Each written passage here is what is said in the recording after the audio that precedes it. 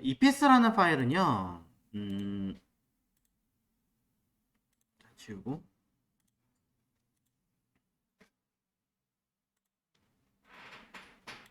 자, EPS 파일. 따로 열어보시면 아시겠지만, 제일 먼저 이야기하는 게 사이즈입니다. EPS 파일이 무슨 역할을 하는 거냐면, 원래는 PS라고 하는 확장자가 있어요. 파일이. 이 PS가 뭐 할 때 쓰는 아이냐면, 인쇄용이에요, 인쇄용. 인쇄용으로 사용하는 거고, 여기에 덧붙여서 무엇을 E라고 하는 기능을 추가로 붙인 겁니다. 뭐 특별한 다른 의미가 가지고 있긴 하지만 저는 그냥 쉽게 설명하기 위해서 전자적으로 확인하는 문서 이렇게 얘기합니다. 틀린 말은 아니기 때문에. 자, 그럼 이 EPS가 무엇을 하냐면 주로 일러스트레이터 파일을 가지고 하고요. 포토샵도 돼요.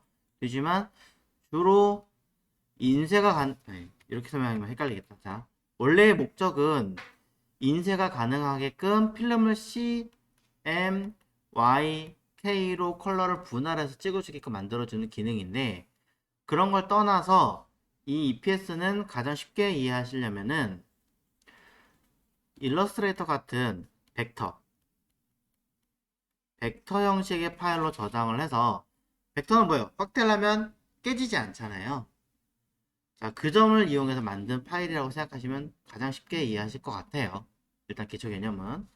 자, 그래서 파일을 열면은 제일 먼저 이야기하는 게 사이즈 어떻게 해서 열까요? 이거부터 물어보는 거예요. 그래서 처음에 만들었던 파일의 크기와 맞춰서 이대로 갈 건가요? 아니면 당신이 원하는 대로 다른 사이즈로 변경할 건가요? 이런 얘기 합니다. 잘 모르겠다 그러면 뭐 뒤에 화면 1920이었으면 그 크기에 맞춰가지고 1920 정도로 할래요 라고 세팅하시면 되겠죠. 이때 찌그러뜨릴 거냐 아니냐 변경도 가능할 거고요. 거기에 DPI 좀 더 크게 할 거냐 작게 할 거냐 컬러는 RGB냐 아니냐 수정 가능합니다. 자, 기타 나머지는 설명하지 않겠습니다. OK 누르시면 문서가 열리는 거고요. 이 파일 그대로 여러분들은 가져와서 단축키 Shift 컨트롤 같이 누르시면 화면의 한가운데 배치하는 겁니다.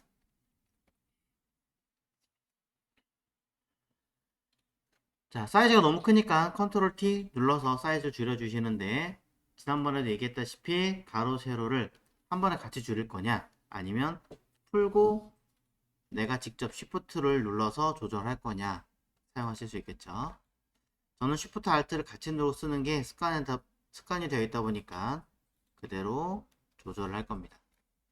크기 조절은 위아래가 아닙니다. 위아래 사용하시면 하이 버전 같은 경우는 특히나 찌그러뜨려서 조절되는 경우가 많아요. 그러니 대각선에서 사용하시는 습관을 들여라. 다 되었으면 키보드에 엔터를 눌러서 확인 누르시면 되겠죠.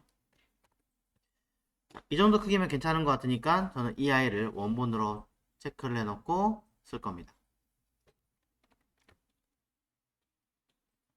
이때 각 영역별로 입체를 따로 만들어서 사용할 거니까 우리는 자, 위에 있는 노란색 영역만 따로 잡아서 여기 투명하죠. 그대로 컨트롤 J 하면은 노란색 부분만 따로 카피하게 될 거고요. 또 가운데 있는 네온이라는 글자를 카피하려면 따로 아래쪽에 있는 연두색 녹색 선도 카피. 바깥쪽에 있는 건 어떻게 하나요? 제일 쉬운 방법 안쪽 영역을 잡고 해당하는 이 아이의 영역을 반전시키시면 되죠. 그럼 바깥쪽만 잡을 거 아니에요. 그만큼 카피하시면 바깥 거 따로 가운데 거 따로 아래 거 따로 가운데 거 따로 위에 거 따로 쓸 수 있겠죠. 이 아이를 한꺼번에 잡아서 사실 효과를 주면 바로 전체적으로 입체의 느낌을 만드실 수 있어요. 근데 문제는 하위 버전에서는 이걸 쓸 수가 없으니 따로 하겠습니다. 그리고 어차피 색감도 다르기 때문에 따로 하는 게 맞아요. 첫 번째 거에서 스타일 가이드 들어가서 입체감 하나 만들어 주고요. 입체감에 대한 크기나 내용들을 조절을 해줍니다. 각도 확인해 주시고, 자, 요 사용하실 수 있으면 사용하시면 돼요. 하지만 모른다면 넘어가겠습니다. 빛 처리해 볼게요. 이너 글로우. 안쪽에서부터 빛을 얼마큼 처리할 거냐 사용할 수 있고요. 내용 이렇게 놓고 보는 게 낫겠죠? 그 다음에 해당하는 빛에서 가운데부터 할 거냐, 바깥에서부터 할 거냐.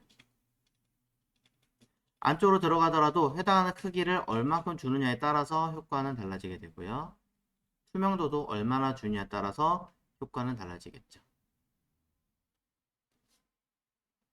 자, 거기에 바깥쪽 빛 아우터 글로우 사용할 건데 해당하는 안에 들어있는 컬러와 동일한 컬러를 잡아주어야 자연스러운 빛 처리가 되겠죠. 너무 크면 그러니까 좀 줄여주고요. 그림자 드롭 섀도우 아까 얘기했던 것처럼 똑같이 위치값, 자 뒤에 그림자 살짝 보이시죠? 지금 여기 있네요. 움직여 봅니다. 디스턴스로 거리값 조절을 해서 사이즈 조절을 할 거고요.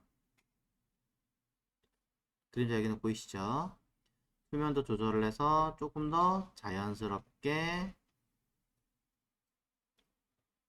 조정합니다.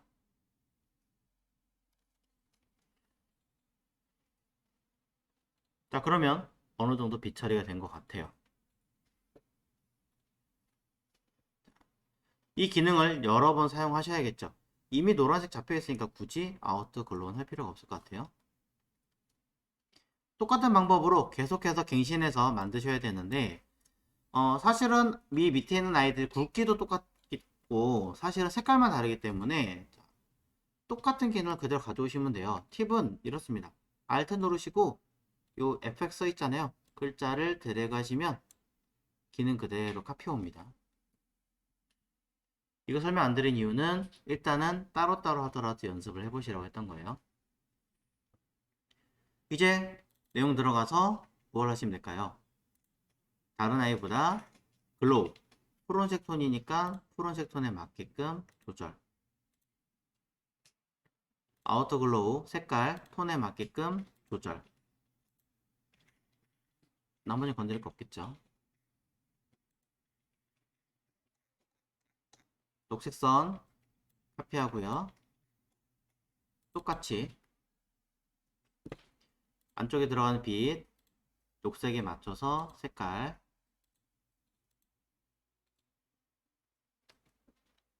아우터 글로우 색깔, 필요하다면 조금 더 보정하시는 건 여러분들의 자유겠죠. 똑같이 바깥쪽 테두리 선도 색깔에 맞게끔 안쪽에 들어가는 색깔과 바깥쪽 처리되는 빛도 수행하시면 필요하다면 조금 더 다른 색깔을 쓰셔도 됩니다.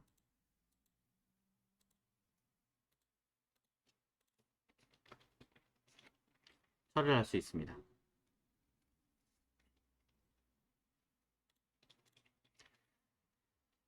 이런 식으로 바꾸실 수가 있고요.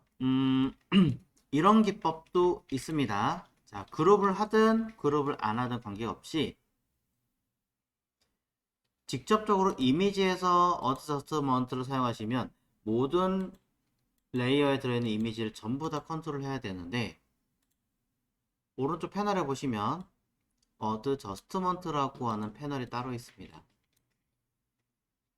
여기 있는 기능들은 상단 이미지에 있는 기능들하고 동일합니다. 그럼 왜 오른쪽에 따로 나와 있냐면 이 상단의 메뉴에 있는 이 기능들은 모두 해당하는 레이어 자체의 원본 이미지를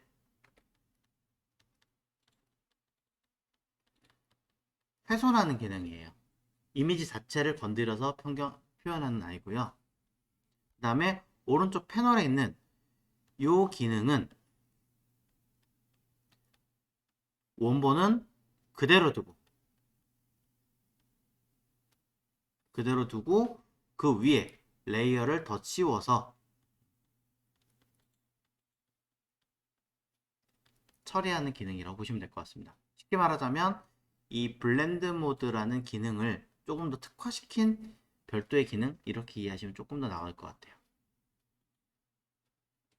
단 조건이 있습니다.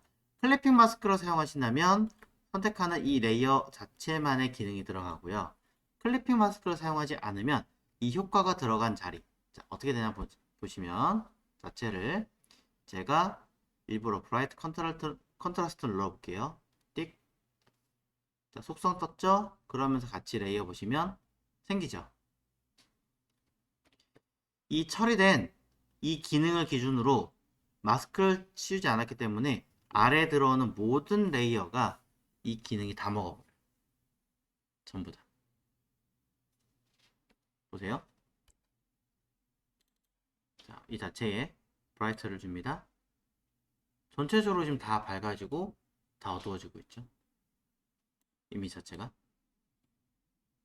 근데 이거를 바로 밑에 있는 레이어, 테두 레이어, 위에 요거네요. 노란 거. 자, 클리핑 마스크 씌워볼게요.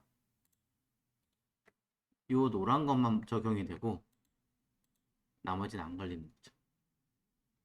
뭐 이런 식으로 효과를 내가 원하는 대로 줄 수가 있습니다. 레이어가 어디 있느냐 위치에 따라서 달라지기도 하는 거고요. 이런 식으로 줘서 바깥에만 떨어진다던가. 그래서 그룹이 만약에 처리할 수 있고 그룹 위에다가 기능을 걸 수 있다면 버전에 따라 다르기 때문에 뭐라고 얘기해줘. 그렇습니다. 이렇게 안쪽에 있는 것 자체만 배경 빼고 기능 수행이 가능하다.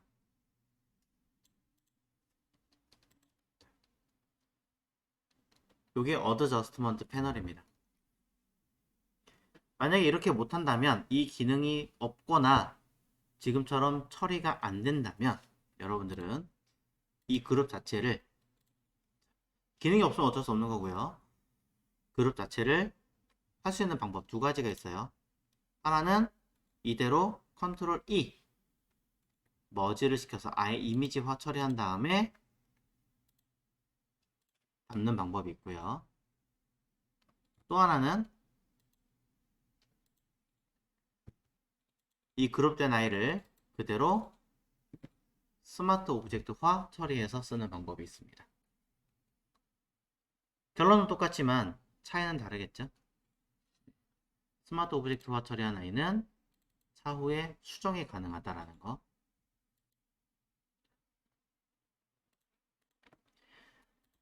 자, 이런 식의 내용을 설명을 좀 드릴 수가 있고, 자, 저는 여기에 배경 벽돌 집어넣고 효과 하나 더 보여드리겠습니다. 벽돌 이미지 자체를 넣는 거는 큰 문제가 되지 않습니다. 어떤 이미지든 관계없이 집어넣으면 되니까요.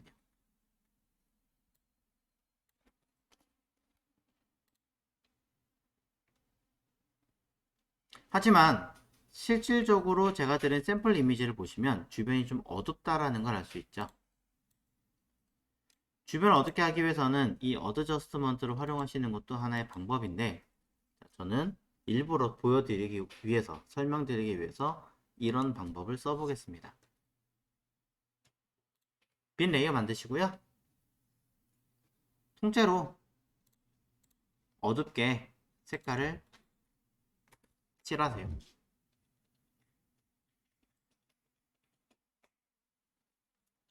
자, 통째로 어둡게 칠했어요. 자, 그럼 이 상태에서 까만 거 보이시죠? 이 상태에서 효과라는 걸 가겠습니다. 효과로 가시면 지난번엔 블러에 대한 이야기를 간단하게 좀 드려봤습니다. 이번엔 렌더라는 부분을 가겠습니다. 자, 렌더라고 하는 부분도 RGB로만 먹습니다. 블러는 다 먹어요. CMYK, RGB 다 먹어요. 하지만 렌더는 RGB만 먹어요. 자, 그 중에 렌즈 플레이어가 있고 렌즈 이펙트가 있는데 저는 렌즈 이펙트로 가볼게요. 자, 그럼 이런 식으로 역할이 뜨겠죠. 화면이 보시는 것처럼 뭔가 나타나게 되고요. 배경이 흰색이었다면 문제 없겠지만 현재로서는 다른 색깔로 지정을 해서 쓸 수도 있습니다. 이런 식으로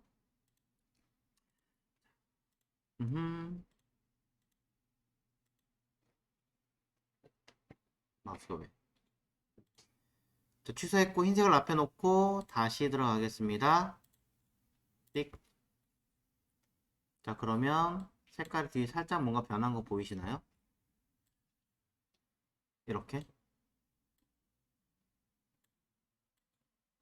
이런 식으로 색깔이 달라지죠? 네. 자, 원하는 크기나 내용들을 이렇게 조절해서 바꾸실 수 있습니다. 자, 그림자 있는 방향이 있으니까 저는 이렇게 돌려야겠죠? 자, OK 누르고요. 이것 가지고 뭐 할 거냐? 뒤에는 얘가 있고 위에 검은색인데 약간의 흰색이 들어가 있어요. 레이어 두 개를 뭐 한다? 겹친 상황에서 블렌드 모드. 어두운 아이가 더 잘 보이게 할 거니 밝은 아이가 더 잘 보이게 할 거니 하는 기능들을 걸어주시면 변하는 거 보이세요? 블렌드 모드. 이런 식으로 설정을 하는 거예요.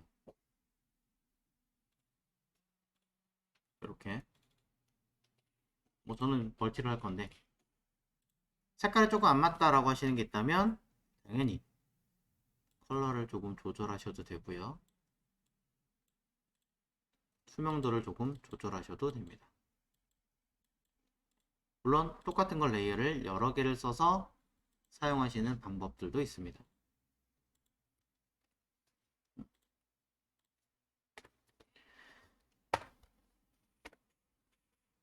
자, 이런 식으로 사용하시면 훨씬 더 재미있게 표현하실 수가 있어요.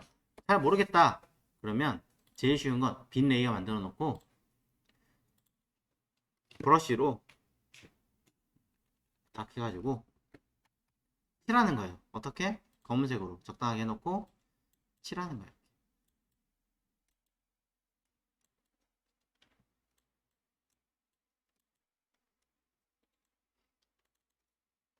살짝 투명도 낮춰가지고 또 쓱 안쪽으로 칠하고.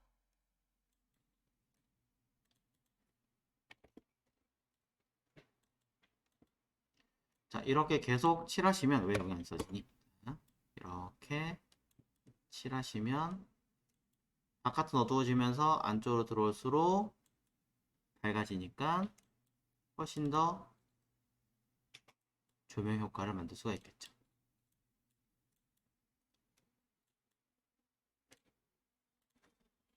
자, 선택은 여러분 자유.